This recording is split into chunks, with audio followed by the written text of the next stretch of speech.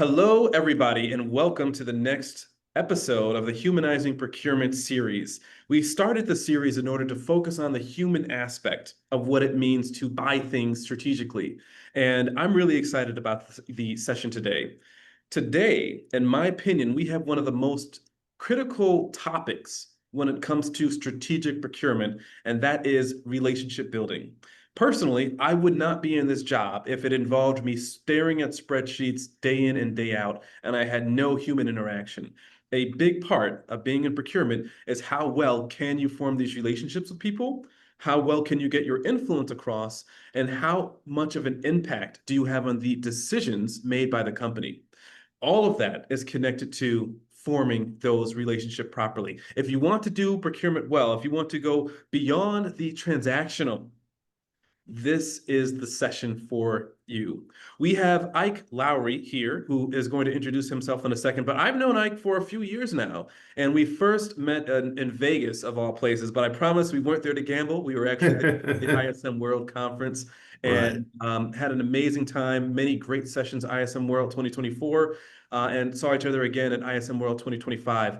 He is the most recent past president of his local ISM chapter. That's generally the LA chapter of ISM. And he's been in the space for quite a while. ISM actually worked with his former employer, SoCalGas, when they were getting their CPSM certification. And guess what? I was their CPSM trainer. So the path of Isaac and I has been crossing for quite a few years now. And I'm so glad to finally get him on the series to talk about something that is important to every single procurement professional. Like I said in the beginning, building relationships, which I think if I'm okay to say it, I think we built a great relationship so far. And that Absolutely. is what is resulting in some of the ability for us to bring this education to the ISM community here. I'm going to pause. I've talked a little bit enough about myself. I think that if you're with the series, I don't need to introduce myself once more. You kind of know who I am, where I'm coming from. I'm one of your hosts of the series so far. And Ike, please tell us a little bit about yourself. Where have you been? Where are you at now? And where are you going? For sure, for sure. So, of course, first of all, I want to thank you for the introduction and thank you for the opportunity to even come and be able to speak at the chapter and speak at, support another glorious and strong ISM chapter for sure. It's we are ISM. We'll start there, But a little bit about me. And again, my name is Isaac Laurie. So I'm a Navy veteran. I'm actually a service connected disabled Navy veteran at that. My background, and when we look at my overall path is in strategic global supply chain leadership, and I've been doing this almost like 20 years at this point in time frame. I started from the very, very bottom, went in to the military, to the Navy at 18. And for over my last, actually, this is my 20-year reunion for high school this year. So that's quite entertaining, right? But when we look at my span and my experience, it's kind of really it's been over a diverse industry experience spanning from manufacturing and technology, logistics, and government contracting. I've been known to like leverage my military roots for sure, and understanding that communication paths and what we're talking about today. I've learned to kind of almost, I guess, can say almost master. If we would use that term, everything we're always continuing to grow, right? So, but I've come pretty strong in developing the art of operational efficiency, vendor management, risk management, supply chain transformation, both domestic and international. My last role has been as a supply chain project manager over at Southern California Gas Company, SoCal Gas, where, Brendan and I just happened to come across each other, and, the stars have definitely aligned and our relationship has grown for sure. I was hurt that I actually didn't get to see his presentation because there was so much going on at the actual last ISM conference. But we definitely got to spend time interacting, support as many others that we've been able to support and build relationships at the conference as well. Strategic cost reductions is something that I've kind of focused on. I've actually worked inside SAP, uh, really focused in streamlining the system integrations, improving supplier performance, with various different metrics, evaluating enterprise procurement, a lot of these different things, and really, really focused on cross-functional collaboration. That's like really my bread and butter. So like that relationship, understanding the importance of the relationship with our suppliers, internally, externally, all our stakeholders. So, oh, and I'm a proud Michigan State University grad. I have my master's in supply chain management from Michigan State. I have another master's of entertainment business from Full Sail University. I have several certifications. I'm PMP certified. I'm CSCP certified with another organization as well as CTL certified. I have a Lean Six Sigma black belt certification, and I'll be closing out and finishing up my last few exams for the CSCMP within the next couple of months. So I have that one locked into. Been on boards from ISM to several other organizations. So yeah, that's pretty much my background. Previous Nice. military, like I said, as well as government contracting. So I've been in Afghanistan, I've been in Kuwait, I've been in Dubai, I've been in Djibouti and Africa. I've been all throughout the world. So to understanding the vast interaction between people is kind of key in my life and my pathway so far. That is fantastic. I really do appreciate it. You come with a wealth of knowledge, and I think that we are lucky to have you with us today and be able to have the conversation with you. You talked quite a bit about some of the experiences that you've had in multiple roles over your career, as well as the continuous learning journey that you've been on, which for one, I can personally appreciate as a lover of education here. I want to start off with one question around the journey that you've been on, right? So Mhm. when you think through all of the last over a decade, essentially, of professional work in the space, how much would you say relationships have even mattered? And the reason I'm asking you that question, like when I say how much have they mattered, to me, your mindset may have shifted from maybe 15 years ago to the time of today, right? I don't know if you felt the same about relationships when you were in the Navy as when you were at SoCal Gas, or when you were dealing mostly with data and when you were dealing mostly with contracts. Do relationships matter differently at different times to you? Let's start with that. Like, tell me about the progression of the relationships that you've had in your space over time. For sure, for sure. So I think that they matter the same, right? The short answer to your question is I definitely think that they matter the same at all levels, right? Your understanding of the value of relationships, though, that changes and develops. Mm, How your approach at the very beginning of your process versus I said like every 5 years, you kind of start to develop an understanding, especially when you're talking about anywhere in the supply chain, whether it's logistics, procurement, purchasing, or whatever. Your understanding of that value, hmm. right? The understanding of how to build those relationships and how to utilize those relationships, that really comes truthfully, it comes with experience. Some people, they say, have more of a natural knack for it, but under really understanding the value, it comes with experience. Yeah. And I do say that real big on mentorship. Anybody who knows me and our relationships and whatnot, Brandon knows this as well. Like, I'm super big on mentorships, and you should have mentors for one early on in your career and when you're more advanced in your career.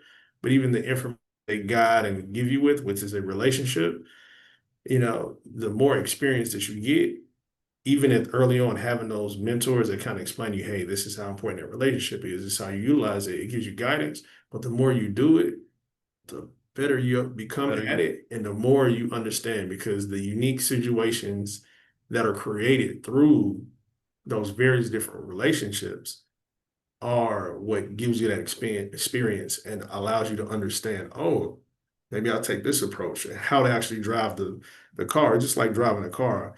You may Hmm. have driven a car for 20 years, but your skill set and ability to drive it at the very beginning versus 20 years down the line, Right. maneuver it differently.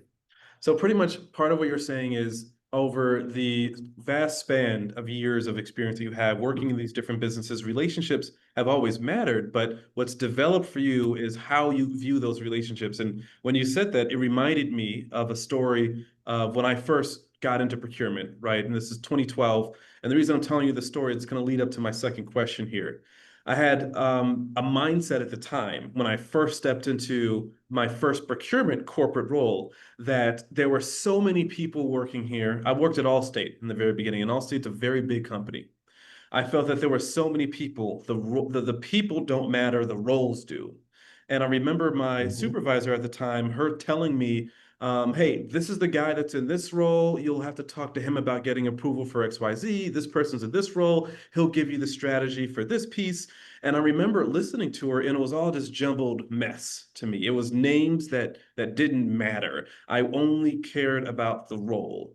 So my question for you is, after all of this time that you've spent here, do you feel that there's an impact that you can make when it's not just the role that you are concerned with, or and it's the person? And I guess another way to ask this question is, if I was your mentee coming to you and saying to you, my boss just told me all of these different names, why do I need to care about the names and not the role? What sort of response would you give in that situation? You know, that's so funny you actually asked me that question, right? And the first part of my approach, I'm gonna kind of talk about something that happened actually really recently in a conversation, almost like a pseudo interview, but more like just more of a talking point in a conversation with a, particular gentleman that I actually met and had a recent call with that I actually met at the last ISM conference, the one in Orlando we just left, right? And we were actually having a call, and Brandon, you kind of know this. About me because I'm kind of in a certain space right now, career when it comes to experience and whatnot, where it's like, okay, what is really that next step? Especially when you're talking about those who are in a career space where you're looking to advance and you really do want to go down this pathway of supply chain and get to a level of a CPO or somewhere that's advanced, whether you're early on, mid-career, however you're going. And actually, it's funny because you and I have actually had something similar to this conversation, right? But the point I'm bringing up is me and this individual were on a call. We're discussing his background. He's a more advanced. He's SVP at this point in time, I believe. So he's more advanced in his career. And we talking about my background and the role that was opportunity that was out there and different other options and whatnot. And one thing he actually brought up to me was like, hey, what I want you to do is remember to not so much get caught up on the role and the title, but take the time and understand that you can actually have more experience, gain more experience taking a lesser role. So let's say, give an example at a smaller company, right? This is a smaller company, but now you're taking a director of procurement role there versus working at a larger company and where you'll actually have the same experience or the same responsibility, if not more responsibility, as a SVP or a Mm-hmm. role in that space because of how much you have to get done in that smaller company. What you're responsible for is much more broad and wider, and you don't have as much support. So you're actually doing way more than you are at the larger company, right? So, my point of that is understanding that you should never get caught up on the role. Don't get caught up on the roles and the titles. If Mm-hmm. you're advancing or your relationships and the person that you want to engage with, when we're talking about building those relationships, so the person that you want to engage with, get to know the person, Mm-hmm. right? Get to understand the person because that title, that person may not be the one that you need to speak to and doing the job. It may be a person that's a step down or two steps down that's actually Mm-hmm. doing what you need. And furthermore, you actually getting to know that person at that level, the chief whatever, or the SVP of whatever, or that director of whatever, you getting to understand the person and kind of building that relationship and figuring out the commonalities or what makes that person tick or how to actually interact with that person will get you way more than worrying about, oh, they have this title, so I have to go and have to approach them like this. Right. Everybody's human. Humans first, title Right. later. That makes sense. That makes sense, Isaac. When you're thinking in that direction, I'm thinking procurement is typically, and you mentioned this a little bit in your intro, typically procurement's role is to save money. We are cost focused. And there's a lot of different things that we can do to get there, but at the end of the day, that's really what the business cares about. Right. Obviously, they also care about risk mitigation and supplier development and whatnot. My question is around, we know the cost impact of some of the things that we do. What is the value impact, in your opinion, of relationship development? And I think a prelude to this question, Mhm. because I think that one thing that we may have failed to align on here is who are stakeholders? And the reason I asked that question, so many people in the procurement space, they're the business that they serve are their stakeholders and the only one, right? And when we talked about this, it was around developing relationships with your stakeholders. Right. I don't know if I would use that one definition, so I want to hear from you though. How would you define stakeholders? And then we'll get on to the next question around how does relationship building bring value to the organization? But first, how do you define them? So I mean, pretty much, uh, uh, a stakeholder at the end of the day is anyone that has um, that the end goal of the product or whatever their project is Hmm. has an impact on, Yeah. or that they have a resource that's involved in that project. I'm gonna utilize that space.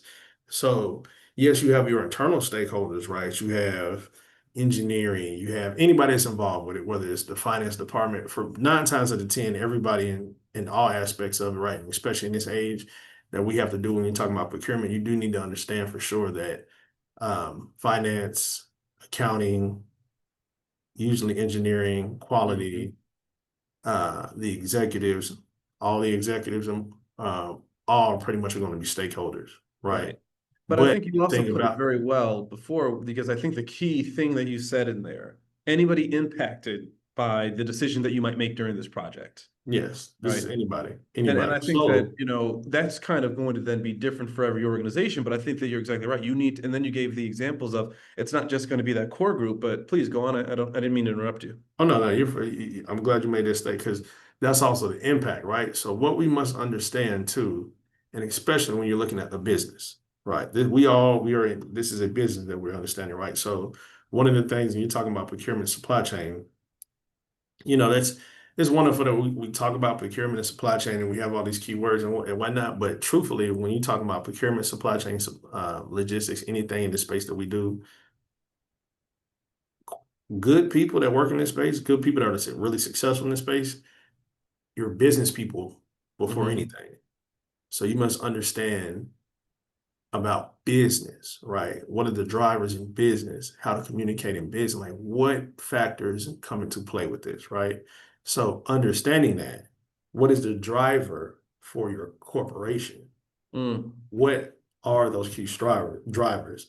So with that being said, the end user is always a stakeholder, even if you are down the line, right. right? So Say you you're could a be on the supplier, beginning of that supply chain line. And so usually in that part of the process, your internal company, those are some of your key stakeholders. You don't have a ton of external customers, if you will.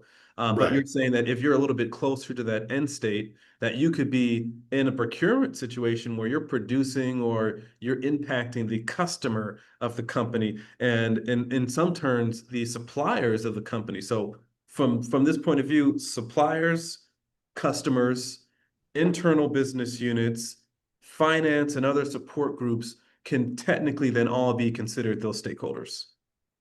Absolutely, absolutely, absolutely, So let absolutely. me, and I'm happy we've aligned on that because I think that for a lot of procurement professionals, it's like I said before, it's just that internal group. And I want to make sure that when we're talking about relationship building, kind of like what we said before, it's with all stakeholders, all people that are impacted. You want a relationship with all of them. So I want to move on to that second question that we were getting at before. We've defined the stakeholders. In your opinion, then, Ike, what is the value? Because you said it before, we're here for the company. We need to know how to speak the company's language and know their motivations and goals. In your opinion, what's the value that we're able to bring to the company by building better relationships with stakeholders? That's our key value. I mean, to be honest with you, in procurement and supply chain, all aspects of supply chain, that is your biggest value. That is where your value comes from. Yes, you must like I think even when we're at ISM, right? If I'm not Mm. mistaken, I think this point came up several times, right?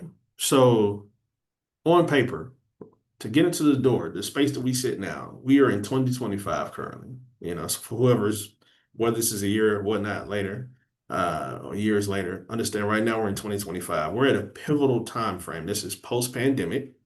At the time in pre-pandemic, right, there was not a lot of clarity on the importance of supply chain when you're looking up business. And even when you're talking about our regular day-to-day civilians or customers and what, they didn't understand what supply chain is. Now it's all All over the customers news. are civilians, by the way. Yes, yes. Oh, I yeah, like yes. that reference because it's like you have this military career, but go on. For sure, for sure. But it's all over the news now. And then once you're Mhm. impacted, the example I love to use in these pages, kind of talking about the difference and how it came about. Once people could not get toilet paper, when toilet paper sold out, Mhm. things really changed on understanding how we don't have toilet paper. When toilet paper is not accessible for weeks or for, things, different conversations come up, right? And the importance of what is important comes up. So that's where we are now. Now people are looking at supply chain. Now people have eyes and gazes on it. It's been, excuse me, the government has created different groups and councils or committees on supply chain. We have all these different risk mitigation things out. So a lot of eyes are on supply chain, right? So with that, you must understand, what does that look like? And for you as a professional in this age, you have to be business mind forward and understanding that engaging with all these different people, we need to understand, how do they talk? How do they think? So if we So allow are you traditional saying internal that stakeholders, so if like you one of think the things you about, said before around the whole port story, around the Mhm. tariff situation, around just different things that we've seen in the news when it comes to supply chain mishaps. Right, Can better relationships get us toilet paper? Right? Like that, I think that's part of the question, right? Like, do you feel or do you see a situation where your relationships with or having rather strong relationships with those stakeholders get you better toilet paper? And then in your opinion, why or why not? for sure. I mean, it can get you. It has a possibility, right? Without Hmm. saying too much from the standpoint, because the answer is yes. You know, the relationships that you build with different people may put you a little further down the line in the most correct way, right? Hmm. Outside of any there, it's not going to allow you to skip and do all these different things that we talking about within inside of an ethical standpoint. It is Right. going to help you be prioritized based on the relationships that you build. Sometimes money is a huge factor, but money is always the largest factor, right? But even with that, when we look at value, right? Because we're talking about relationships, and relationships internally when it comes to people. If we understand something, your relationship that you have with someone, for honestly being honestly at the core relationship, is the value that you have, the value exchange between two people. That's one of the best definitions I like to use of a relationship, because there is a value, Hmm. there's a give and take there, but there's a value exchange between two people, right? No matter, even if you look at Right. the most core relationship between a mother and a baby, a small child, an infant. You're a parent, so you understand this imperative piece. There is an exchange, a value exchange. This child, when they're a small infant, they need to be fed. The mother is the one that feeds this child. And then in that exchange, unknowingly to the child, there is a sort of nurturing feeling that mother receives by providing said service to this child. There is an exchange of value between the two. So you must understand that in all relationships, business, personal, whatnot, there is an exchange of value. Hmm. Understanding what that value is and how to communicate that value is very, very key, right? So if you're dealing with someone that is a and especially for us in procurement and supply chain, we must understanding how you communicate your value is very key, right? So, for example, if we're actually speaking of trying to figure out how to give information on a cost savings that we're getting, or a mitigation strategy that we're implementing, how do you need to actually explain that? If you're talking to somebody that's more on the CFO side, right? You need to Hmm. understand, or more on the finance side or accounting side, um, how do they receive this information? So one of those things that we kind of terms that we should actually understand, and when you're talking about finance, space for sure, is BPS, right, or basis point. what a basis points is. It's a 50 is it's 100th of a percent, right? Or 0.01. And that is what's most often used by finance to express margins. Hmm. So if you Right. don't comprehend, we don't use it all the time specifically in supply chain, but if you're having a conversation with somebody that's in accounting or finance and you're trying to explain to them how much savings that you're getting or how this is going to impact their goal, you need to understand their language and you need to understand what is it that how do they understand, the margins and the different things that are Right. important for them, right? So most saving efforts, right?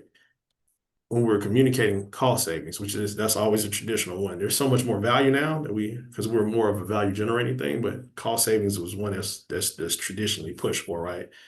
When you're Hmm. speaking to somebody in finance or you're speaking to somebody that's in accounting, that is actually how you need to express that cost savings to them. Right. So if I had to sum up a few of these points here, internally, part of what you're saying is relationship building assists with the collaboration that needs to happen, right? It assists with if we're procurement, they're finance, we're able to agree on certain, let's say, for example, metrics. Finance isn't telling us to go out and save zero point 0.5 BPS, right? They're telling us save a percentage of your total addressable spend because now we've aligned on that language. And then the other side that you were saying is on the supplier side. So that's the internal. External is part of what you're saying is building those relationships can do things like ensure continuity of supply, right? Like ensure that they are responsive when we are in a time of need, for example. I'm thinking that we're starting to really place together then some of the benefits from this relationship building. And I think that, for the procurement professional, they probably have always seen some value, right? You go to the same store every single week, you're going to have a relationship with that shopkeep, and you are going to have sometimes this efficiency when purchasing. I know that at my gas station, I walk in, she puts a Gatorade on the table for me, right? That's to me Mhm. relationship building, same thing that you would do in procurement. I want to shift gears and talk about like how do we do that, right? Like how do I love we that. in the actual procurement space in our jobs build these relationships that can deliver these values. Personally, and I'll kind of give an example that I want to ask you, I kind of what you would think about some of the ways that you've seen relationship building work very well. But my first example would be honesty, right? I think that there's sometimes we have this desire in procurement to withhold information and call it negotiation strategy. And sometimes that's very true, right? Sometimes it's right to hold back that information. But I often think that being as transparent as possible at times is what helps vendors and the conversation. Because I think that, let's say, for example, I'm doing an RFP. I can have moments when I can tell them, hey, we're nearing the RFP, or rather post RFP. This is a better example. Post RFP, I could say, hey, the reason you lost was because honestly, you didn't appear very well in your meeting. You had great written energy, and then all of a sudden we get into this RFP presentation, and you guys completely fall apart. And to me, that level of honesty, and then also walking them through how they can improve, right? It starts to build relationships. Now, in that situation, we might not work with that company. We might work with them and again in the future, but it's the principle of it that says the fact that we can be transparent and honest with both internal and external stakeholders in these meetings builds that trust that they can have with us. Like we might not tell them something that they like, but we're telling them something that they need to hear. So, Isaac, for you, what is one of the things that you would say every procurement professional should know or do in order to start building better relationships? What do you think is most important? Right, right. So I love that you gave those examples for sure. So I'm always say value, like that's what my first piece is, right? Because everything is about value, but to kind of converse and understand that, right? So if I look at it, right? This is to me, if we talk about internal and external, both on both sides, I can definitely speak to it. So we'll take a quick second and speak on like building bridges internally, right? So stakeholder collaboration, because they're still stakeholders, right? This person that bid on the RP, they are a stakeholder, right? So they are owed some sort of respect and conversation, and they have a value and a piece on there. But I think we have to understand too, when you're speaking about getting to that end step, there may be some sort of prowess on how we approach and deal with our suppliers. If we're getting several suppliers who are responding to RFPs and they're dropping the ball somewhere, you need to take a second and maybe step back and maybe take a look at yourself and how are you communicating the needs of this project? Let's Hmm. start there. But when I speak about like building bridges internally, right, and that's why I use that one first, because what we must understand, and we're looking at stakeholder first, dealing with our stakeholders, right? Stakeholder mapping. So you need to understand before, as we kind of spoke about, like who are those stakeholders, right? Including executives, R&D, finance, engineering, accounts payable, marketing, operations, and the end user, right? So what you need to understand at that point is understanding their world, knowing when we're dealing with all stakeholders in this piece. We need to understand their world. So there's three key things in that, right? You need to understand their goals. You need to Hmm. understand their pressures. What are their pressures, right? And you need to understand their pain points. Pressures and pain points are different. So, Pain so, points. so understand Go their ahead. goals, pressures, and pain points. Would pressures be more along the lines of, here's what is the fear of this happening is motivating them, Right, kind of a pressure, and then the pain point of is something that's happening now that's a right, problem in my world, my process, my procedures, my team, something along those lines. Okay. right. And as you mentioned, we have to shift from procurement as a gatekeeper Hmm. to procurement as a gateway to value. Right. I like how You you said know, that there. for So sure, for sure. the And we have to I like understand the the piece difference. there, so like one of the things that you talked a little bit about. To me, the central point was around goals, pressures, and pain points helps you build these better relationships with your stakeholders. I remember Right. there was a time I was having a conversation with the CIO at a company, and I tell this story quite a bit, but I think that it was a very pivotal moment in my career and understanding what procurement was. She said, Brandon, and we were in a category strategy planning meeting. I had brought in the objectives of the IT category, what we were trying to achieve, how procurement was going to assist in accomplishing those goals. And what she talked about was, Brandon, I want you to take off cost savings on your objectives. I want you to remove Hmm. that from one of your goals. And I said, well, why? Like, that doesn't make any sense. We were here as procurement to bring that level of value. So it confused me a little bit. And she said, well, Brandon, they aren't part of my goals. So I don't want you doing things and spending your time or being motivated by things that are not aligned to my goals. If you are going to be procurement and I'm going to trust you as my strategic advisor, we need to be shooting for the same targets for the same reasons. Right. Right? And to me, that gets back to your point about I had to understand her goal in order to build this relationship more. She was mostly focused on getting rid of legacy old tech that wasn't used and making sure that we had a proper upgrade to SAP for HANA, all that good stuff. And I had to scale back what I wanted because I knew that this is what I was going to be rated on. And I had to place myself into the world of things that she needed to happen. For you then, Isaac, when it comes to goals, pressures, or pain points, do you have any examples of how you were able to use any of that relationship building technique to actually create a better relationship with the stakeholder in the past? Like, when has that strategy worked for you? No, for sure. So I have a similar conversation, a point to kind of have what you just more or less talked about, right? So the key thing to all that, everything that you just expressed, and the point that we're really, I guess, delving into here at this moment in time is communication strategy, right? What is your communication strategy? And understanding that, saying that what we should do, we have something that we want, and they have a goal that they want, right? And understand that we are still very much, I mean, we are a business driver, but we definitely support the business, right? Hmm. So what we must understand is like, okay, we need to use tailored language, right? What do I mean by that? I mean, translate procurement metrics into business impact, right? So in that example, you had cost savings, and then she has a specific goal that she's looking at where cost savings is not on there, various different ones. So what we must understand is how do we translate our metrics into the business impact, which functionally affects their language. Hmm. Right. So an example I actually have is I was working with a marketing team at this point in time, one of my previous roles. Marketing team, there's a couple of different products that are out, they're having some issues and whatnot, and it's going on. So I'm trying to increase value to them because they're in the market. We got a new product that we're actually about to launch, right? That's supposed to even gain more without telling too much of business. That's supposed to increase our market share. We already were a market leader, but we definitely wanted to increase our market share and kind of delve into a new space a little bit. So there was like two different competing things going on right now. We're delving into a new space, and we want to maintain market leadership in the space that we're already in.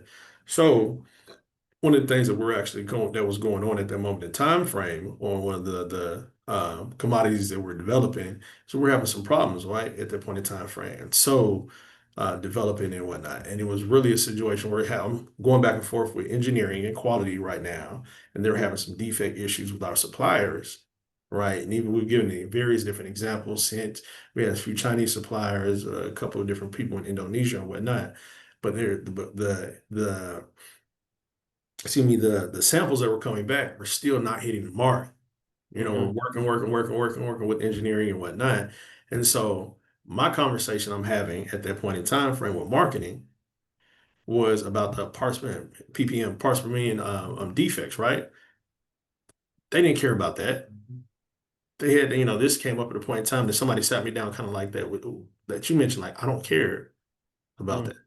Like, what does this matter to me? I just want to make sure that I get this packaging and get this product out quickly as possible. So what I had to understand is how to change that part per million defects, communicate how to actually communicate that in something that they receive, which is how is this going to generate as I'm developing and we're doing these changes and eliminating the defects or whatever, getting closer to that parts, getting closer to an acceptable level for ppm.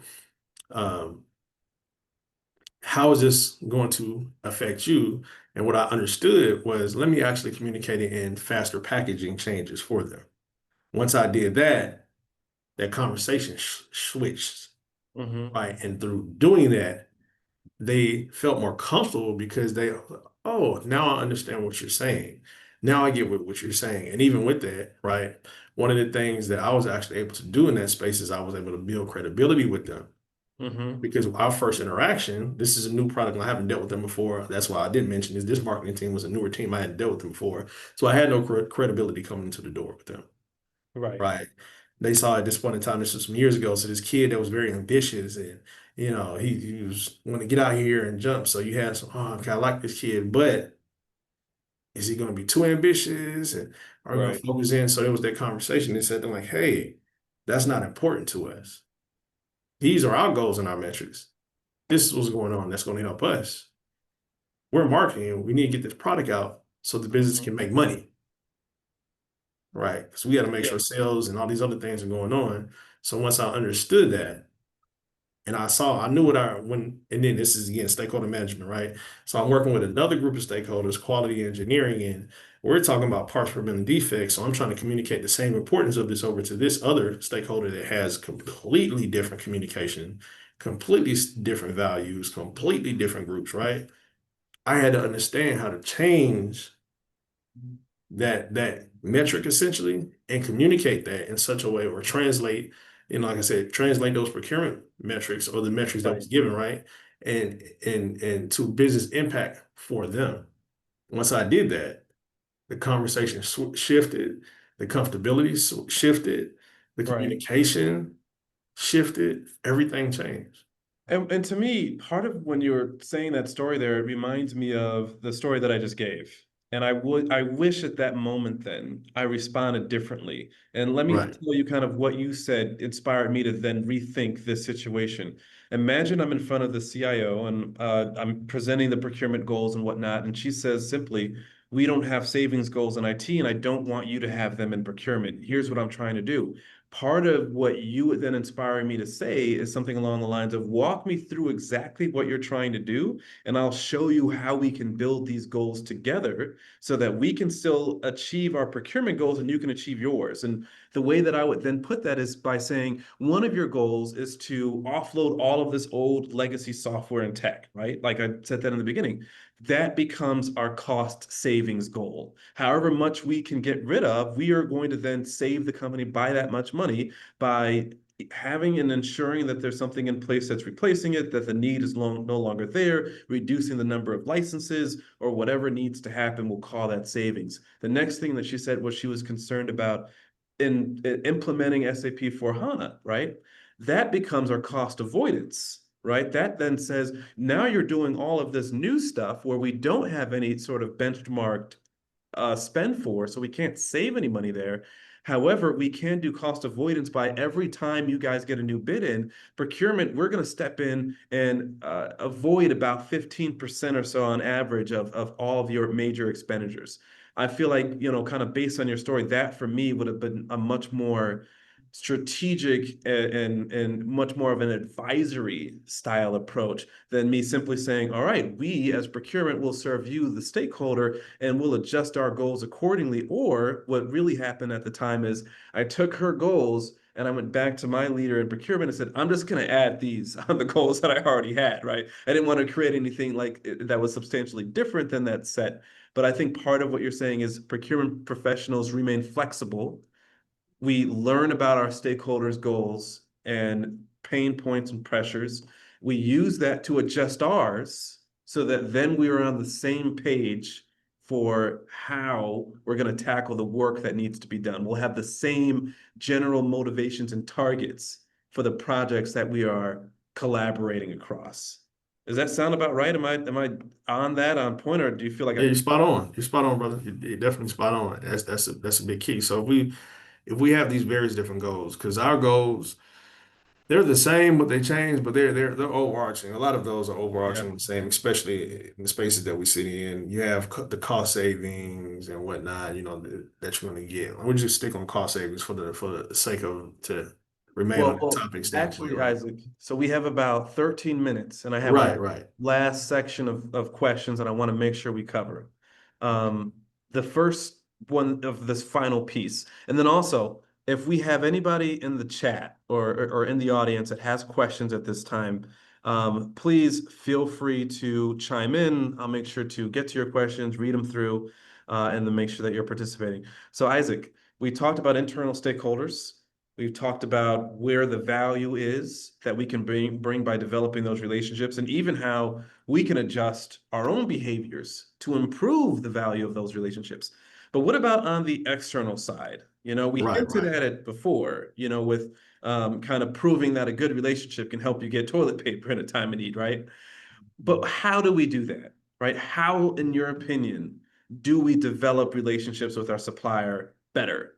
And as you kind of form that answer, my first thought is we do simple things like pay them on time, right? If we say we're going to pay them in 7 Amazing. It's days, amazing we pay what that them looks like. on So what people do if they get paid on time, right? and how happy they will be and how much our deliveries will also come on time or the efforts that we're getting or the team of professionals that we're getting. So to me, that's the simple one. What else do you think that we can do as procurement professionals to improve relationships with suppliers? No, for sure, for sure. So, I mean, big like I said, in this area when we're talking about something very specific, which, as you mentioned, forging like strong external alliances, right? What do we need to actually do, right? So, what we have to understand is we need to take our relationships from transactional to Hmm. strategic, right? First and foremost, these are not transactional relationships with suppliers. And and we also have to understand too at the same time that not all suppliers that we're dealing with, we're not going to be able to do that with all our suppliers. So you have to be thoughtful about where you're focusing your energy on. So instead, and what we should do is focus our energy on strategic suppliers and understand that not all require deep partnerships. Hmm. So almost segmenting our suppliers outside of the traditional, the traditional standpoint of how we segment suppliers inside of procurement and supply chain. We must understand that we're going to have suppliers that we're going to develop partnerships with, and we have them that we won't. Let's see. We'll just put in No a problem. comment in the chat, open to questions from the Oh, audience. But okay. while I do want to note what Danielle has also said, which I think is very impactful. One thing that it's just clear: kindness costs nothing. I'm reading this verbatim, Right. guys. Kindness costs nothing. but buys a lot when it comes to careers where you have both internal and external stakeholders to connect with. I do Yes, think that it goes a long way. I do think that how people define kindness sometimes we should come up with some sort of general universal definition of that, right? I think right, sometimes people think that they're kind and they're not, but I think that the root of kindness is empathy and understanding that there is somebody on the other end of your interaction, right? When we want good customer service, for example, we are asking for human help from somebody, and often we just think that we deserve it because we're on the buying side and we're spending money. for Um, sure. but kindness in that way can still get you a lot more, right? And you only get what you ask for. And when you're asking for it from somebody, they hold a little bit of power. So I just want to say thank you for that, Danielle. Really appreciate that comment there. So Absolutely, Isaac, please absolutely. continue. You were saying other ways, in addition to kind of some of those, that we can develop better relationships with our suppliers. No, for sure. And to Danielle's like point, it's about mutual benefit, about respect first and foremost. But we just understand those success factors in alliances, right? Because that's what we're doing. When we're talking about strategic partnerships, we're developing some sort of alliance. So we need to understand and look at what is that mutual benefit, right? What is the shared investment? Because there's an investment on both sides. So what is that shared investment, right? And understanding the key as of developing that open communication, as you said. I'm not trying to, as we just doubling back to your early conversation about the RFP or RFX and that supplier coming back and not hitting those goals or having a problem inside of there. Might have been maybe because that open communication that we could have had at that time frame could have been better, Mm-hmm. right? And how we kind of, one of the earlier examples, that's why I mentioned about understanding how we were communicating the problems that, one of our customers are having internally. The better we can learn how to interact with that, and the better we are at being able to communicate that to externally and making sure that they align. Because we have to make sure that our communication is aligned with the other person so they can receive and have a better understanding and therefore being able to convey that communication and their words back. Also, early involvement is a big thing. Mm-hmm. We need to, when we're paying attention to our suppliers and creating those strategic alliances, essentially, or those, yeah, the success factors that we have in those alliances is what? Early involvement. If we're dealing with a supplier, right, and we have an opportunity that we're developing, and this is something we already have relationships with, there's other stages too where we're bringing in new suppliers and somebody hasn't done this and whatnot. But the earlier the supplier involvement, usually the better. So, because these are suppliers that we're dealing with that are creating, whether it's manufacturing or whether it's something on the IT side and different situations and whatnot, the earlier we are able to have them evolve and we have able to identify our key suppliers, right? So involve the select suppliers. Again, all suppliers you're not going to have a strategic relationship with. So you must understand the difference between the two and the difference between the situations, right?